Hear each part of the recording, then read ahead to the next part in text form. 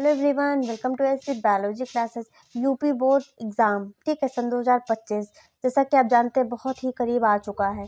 अगर आपने बायोलॉजी में अभी तक कुछ भी नहीं पढ़ा है, ठीक, कुछ बच्चों ने आधी तैयारी की होगी, कुछ ने थोड़ी सी की होगी, कुछ लोग चारों तरफ से बुक उलट पुलट के देख रहे होंगे, उनको समझ में नहीं आ रहा होगा क्या पढ़े, इतना कम समय बचा हुआ, क्या पढ़े, हम पास होंगे या फिर नहीं होंगे।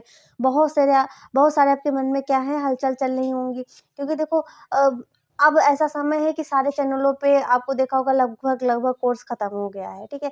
बच्चे अब समझ में नहीं पा रहे क्या पढ़ें क्या ना पढ़ें, तो ये आप वीडियो बिल्कुल सही देख रहे हो, ठीक है। तो देखिए हम लोग का चैप्टर है, हम लोग क्या करेंगे, हर चैप्टर से, ठीक, हर चैप्टर से जो कि पसंदीदा बोर्ड एग्जाम के टॉपिक्स हैं, जो कि अधिकतर बोर्ड में आते हैं, वही हम लोग यहाँ पे पढ़ेंगे, जिससे क्या हो, कम समय में हम लोग अच्छे मार्क्स को गेन कर सकें, ठीक है। कम समय में क्या हो, अच्छे से अच्छे मार्क्स हम लोग ला सकें, ठीक है।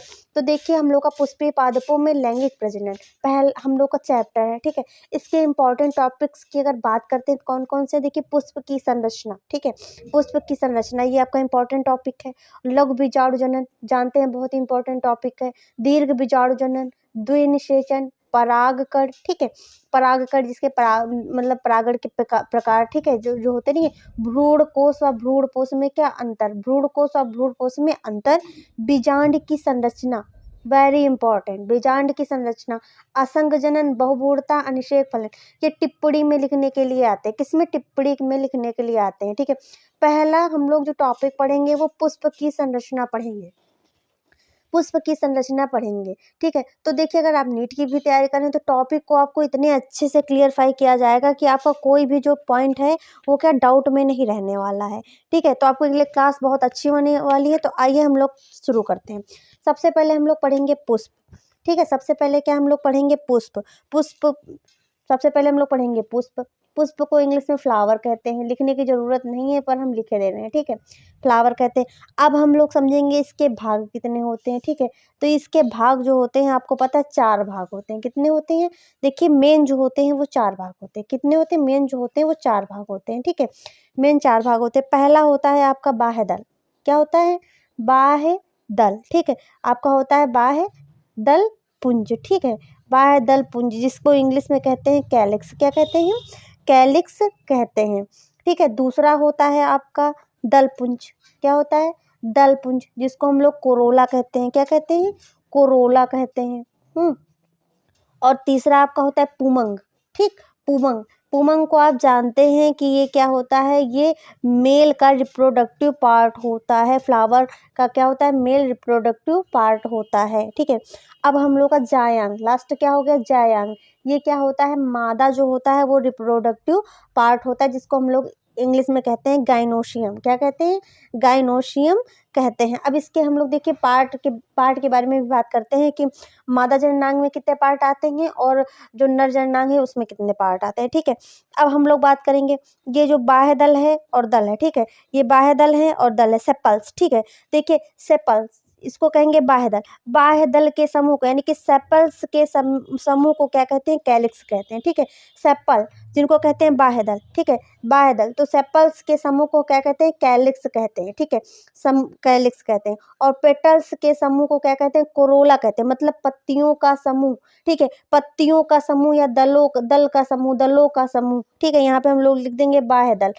बाह्य दल क्या होते हैं आपको पता है, तो देखिए जैसे फ्लावर है, ठीक, फ्लावर है, फ्लावर में जो हरी हरी साइड में जो पत्ती, जैसे कली को जो कवर कहते हैं उनको कहते हैं सेपल, ठीक है। कली को कवर कर, जैसे आपने देखा होगा ये कली बनी हुई होती है, ठीक, ये कली है, कली के ऊपर ऐसे करके ऐसे संरचना होती है, इनको कहते हैं हम लोग क्या, सेपल्स कहते हैं। तो सेपल्स के समूह को हम लोग कहते हैं कैलिक्स, क्या कहते हैं, कैलिक्स कहते हैं। और पेटल्स यानी पंखुड़ियों के समूह को हम लोग क्या कहते हैं, कोरोला कहते हैं। इतना क्लियर हुआ आपको, ठीक है। ये होते हैं सहायक अंग, क्या होते हैं, ये फूल के होते हैं सहायक अंग, फूल के होते हैं सहायक अंग, इतना समझ में आया, ये होते हैं सहायक अंग, ठीक। पुंकेसर, पुंकेसर, देखिए अब देखो पुमंग का भाग होता है क्या, पुंकेसर, पुमंग का भाग क्या होता है, पुंकेसर, ठीक है। और जो जायांग का भाग होता है अंडाशय या फिर स्त्री केसर, अंडक होता है या फिर क्या होता है, स्त्री केसर, ठीक है, स्त्री स्त्री केसर होता है, ठीक, इतना समझ में आया। अब ये होते हैं क्या, इनके इनके होते हैं ये आवश्यक अंग, क्या होते हैं, आवश्यक अंग यही नहीं होंगे तो फिर जो फूल होगा उसमें जो होता है फर्टिलाइजेशन की प्रोसेस कैसे बनेगी, उसमें बीज या सीड का निर्माण कैसे होगा। ठीक है, इतना आपको क्लियर हुआ। अब एक लाइन और आप लिख सकते हैं कि जो पौधे होते हैं, जो पौधे होते हैं, 1 मिनट। आप देखिए एक लाइन और लिख सकते हैं कि पौधों में, ठीक है, पौधों में नर एवं, ठीक है, पौधों में नर एवं मादा जो युग्मक होते हैं, जो गैमेट्स होते हैं, उनकी उत्पत्ति जो होती है, ठीक, पौधों में नर तथा मादा युग्मकों, ठीक है, मादा युग्मकों की उत्पत्ति, ठीक है, की उत्पत्ति जो होती है वो पुंकेसर अथवा स्त्री केसर या फिर अंडप लिख सकते हैं। ठीक है, स्त्री केसर या फिर अंडप लिख सकते हैं आप, स्त्री केसर से होती है।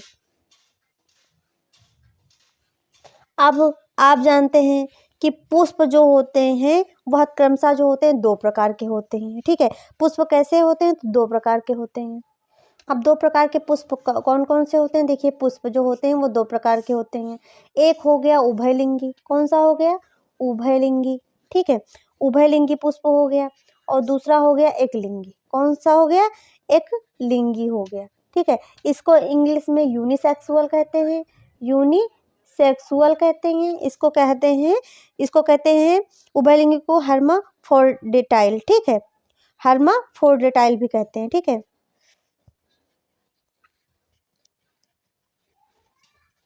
ओके। अब हम लोग समझेंगे कि उभयलिंगी क्या होते हैं और एकलिंगी के पुष्प क्या होते हैं। तो देखिए जो उभयलिंगी पुष्प होते हैं, इन पुष्पों में क्या होता है, ऐसे पुष्प, ठीक है, ऐसे पुष्प, ऐसे लिख लीजिए या फिर ना लिखिए, ठीक है, ऐसे पुष्प जिनमें नर तथा मादा जननांग जो होते हैं एक ही पुष्प में पाए जाते हैं,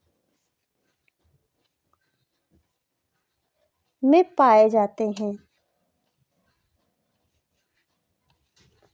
में ही पाए जाते हैं। ठीक है, इनको कहते हैं उभयलिंगी, क्या कहते हैं, उभयलिंगी कहा जाता है ऐसे पुष्पों को। ऐसे पुष्पों को क्या कहते हैं, उभयलिंगी कहते हैं। इनमें क्या होता है, पुंकेसर, ठीक है, पुंकेसर जो होता है, पुंकेसर और प्लस का जो स्त्री केसर होता है वो एक ही पुष्प में होता है। क्या होता है, एक ही पुष्प में होता है, ठीक, एक ही पुष्प में होता है। इसको कहते हैं हम लोग क्या, उभयलिंगी, क्या कहते हैं, उभयलिंगी। ठीक है, इसके अगर एग्जाम्पल की बात करें, हम लोग बात करें, एग्जाम्पल कौन कौन से हैं, तो इसके एग्जाम्पल हैं जौ, धान, गेहूं, ठीक, सरसों, तिल, अलसी, ठीक, ईटे से आदि लिख सकते हैं। अब एकलिंगी क्या होते हैं पुष्प, इसके बारे में बात करते हैं।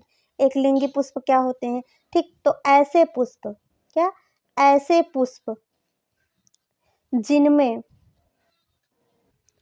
सिर्फ, ठीक, जिनमें सिर्फ नर अथवा मादा जननांग में से केवल एक ही उपस्थित होता है,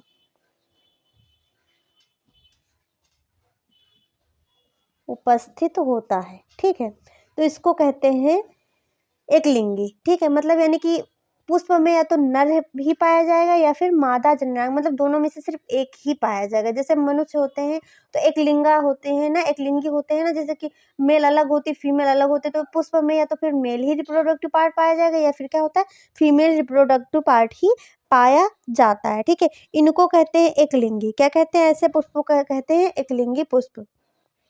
एग्जाम्पल में आपका क्या हो गया, ठीक, एग्जाम्पल में आपका क्या हो गया, जैसे पपीता हो गया आपका, ठीक, पपीता हो गया आपका। और आपका देखो खजूर खाते हो, खजूर हो गया, पिस्ता हो गया, ठीक है, और भांग भांग तो फिलहाल कोई नहीं खाता होगा, पर भांग एग्जाम्पल याद रखिए, भांग भी होता है। ठीक है, तो ये हो गए ईटीसी, इतना क्लियर हुआ। अब हम लोग इसका समझेंगे संरचना क्या समझेंगे हम लोग? अब पुष्प की संरचना समझेंगे, जो कि इम्पोर्टेंट है, जो कि एग्जाम में आती है। ठीक है, तो संरचना को समझेंगे। तो इसकी संरचना देखते हैं। इतना आप अगर लिख दोगे तो बहुत ही अच्छे मार्क्स आपके आने वाले हैं, क्योंकि एक एक चीज़ इसमें बताई गई है। ठीक, अब डायग्राम आप इसका कैसे ड्रॉ करोगे? ठीक है, डायग्राम आप कैसे इसका ड्रॉ करोगे? तो सबसे पहले देखिए, ऐसे करके बना देना, पाइप ऐसे बना देना, फिर ऐसे करके ये लाइन ले आना। समझ लीजिए, आपको देखिए बना के दिखाना एकदम साफ। ठीक है, ऐसा करके लाओ। फिर मटका जैसी संरचना, ठीक है, जिसको कहते हैं ओवरी, अंडा से इसको बोला जाता है। ऐसे बना दोगे। ठीक है, ऐसे बना दोगे। ऐसे बनाने के बाद ये संरचना हो गई आपके पास बस। ठीक, और उसके बाद क्या हो गई? ऐसे, इतना करके ऐसे बना दिया आपने। ठीक, इतना करके आपने ऐसे बना दिया। अब क्या हमें बनाना है? अब क्या हमें बनाना है? तो देखिए, अब हम लोग इसी में बनाएंगे। ठीक है, अब हम लोग क्या करेंगे? अब देखिए, सबसे पहले हम लोग क्या बनाएंगे इसमें? हम लोग बनाएंगे सेपल्स। ठीक है, क्या बनाएंगे? सेपल्स बनाएंगे, जिनकी भी हम लोग बात कर रहे थे। कि समझ लीजिए सेपल्स हैं, क्योंकि इसके अनुदैर्ध्य जो काट होती है पुष्प की लंबवत काट हमें बनानी। ठीक है, तो सेपल्स बना दिया। सेपल के बाद ये आप पेटल्स बना दीजिए। ठीक है, ऐसे करके आप क्या बना दीजिए? पेटल्स बना दीजिए। ठीक है, अब हम लोग क्या करेंगे? अब हमें बनाना है इसमें मेल रिप्रोडक्टिव पार्ट। तो ये हम लोग बना देंगे पुंकेसर। ठीक है, ये क्या बना दिया जाएगा? पुंकेसर बन जाएगा। ठीक है, इतना सही बन जा रहा है कि आप एग्जाम टाइम में अच्छे से देखिए, ऐसे करके बना देंगे तो आपका क्या होगा? मार्क्स अच्छे आ जाएंगे। ठीक है, ये पुंकेसर आपका बन गया। ये पुंकेसर आपका बन गया। अब हम लोग करेंगे क्या? ठीक, अब हम लोग करेंगे, अब सबसे पहले हम लोग समझेंगे इसमें मेल और फीमेल रिप्रोडक्टिव पार्ट को समझेंगे। ठीक है, तो आपको पता है ये क्या है? फीमेल रिप्रोडक्टिव पार्ट है। ठीक है, ये क्या है? फीमेल रिप्रोडक्टिव पार्ट है। इस तरीके से है। तो देखिए, ये क्या है, ये क्या है और ये क्या है? ठीक, इसके बारे में बात करते हैं। तो देखिए, ऊपर जो होता है इसको हम लोग कहेंगे, जो ये गोल गोल संरचना है इसको हम लोग कहेंगे स्टिग्मा। क्या कहेंगे? स्टिग्मा। यानी कि यहाँ पे जो होता है, यहाँ पर ही क्या होता है? पोलन ग्रेन जो होते हैं वो आकर के चिपकते हैं। स्टिग्मा, जैसे कि चिपकने से कुछ लग रहा है, स्टिग्मा यानी कि चिपक जाएगा, उससे पता चल रहा है। ठीक है, और ये जो पतली सी नली नुमा संरचना हो गई इसको कहेंगे स्टाइल। क्या कहेंगे? स्टाइल कहेंगे। और ये जो गोल से संरचना है मटके नुमा, इसको कहेंगे क्या? ओवरी। क्या कहेंगे? ओवरी। इससे मिलकर के आपके बनती है क्या? पिस्टिल। क्या बनता है? पिस्टिल बनता है। ठीक है, पिस्टिल बनता है, या फिर आप गायनोसियम भी कह सकते हैं। ठीक है, पिस्टिल बनता है, या फिर आप क्या कह सकते हैं? गायनोसियम भी कह सकते हैं। ठीक है, अब हम लोग मेल की बात करते हैं। ठीक, मेल की बात करते हैं। तो मेल की बात करते हैं, तो ये देखो, जो इसमें दाने नुमा संरचना आपको दिख रही है इसको कहेंगे पोलन ग्रेन। क्या कहेंगे? पोलन ग्रेन कहेंगे। ठीक है, यानी कि परागकण। ठीक, और ये हो गया इसका, ये जो है, ये हो गया इसका फिलामेंट। क्या हो गया? फिलामेंट हो गया। ठीक है, फिलामेंट हो गया। और जिस थैली के अंदर पोलन ग्रेन भरे होते हैं उसको कहते हैं एंथर। क्या कहते हैं? एंथर कहा जाता है। ये मेल रिप्रोडक्टिव पार्ट हो गया। ठीक है, ये क्या हो गया? ये मेल रिप्रोडक्टिव पार्ट हो गया। ठीक है, इसको एंड्रोसियम भी कह सकते हैं। ठीक, एंड्रोसियम यानी कि एंड्रोसियम भी कह सकते हैं। ठीक, तो ये मेल रिप्रोडक्टिव पार्ट हो गया, इतना आप लिख सकते हैं। ठीक, आप ये जानते हैं इसको कहेंगे हम लोग पेडिसेल। ठीक, इसको क्या कहेंगे हम लोग? पेडी सेल कहेंगे। ठीक है, और ये जो गोलनुमा संरचना दिख रहा है इसको थैलमस कहेंगे। क्या कहेंगे? थैलमस कहेंगे। अब इसमें देखिए, अब हम लोग इसमें देखो बीज की संरचना बना लेते हैं। ठीक है, क्या होता है? बीज की संरचना बना लेते हैं ओवरी के अंदर। ठीक है, बीज की संरचना बना लेते हैं। ठीक, ऐसे संरचना आप बना लीजिए इजीली। ठीक है, और कोई मतलब गलत, कोई ये नहीं कि गलत कर देगा। ठीक, कि सही है आपका। ठीक है, इसको हम लोग कहेंगे ओव्यूल। ठीक, ओवरी के अंदर क्या होता है? ओव्यूल होता है। ठीक है, बस ये आपकी लैमिनिंग हो गई, और ये आपका पुष्प क्या हो गया? टॉपिक फिनिश हो गया। इसमें से अगर आपको कुछ भी नहीं समझ में आया हो तो कमेंट सेक्शन में कमेंट जरूर कीजिए। Thanks for watching.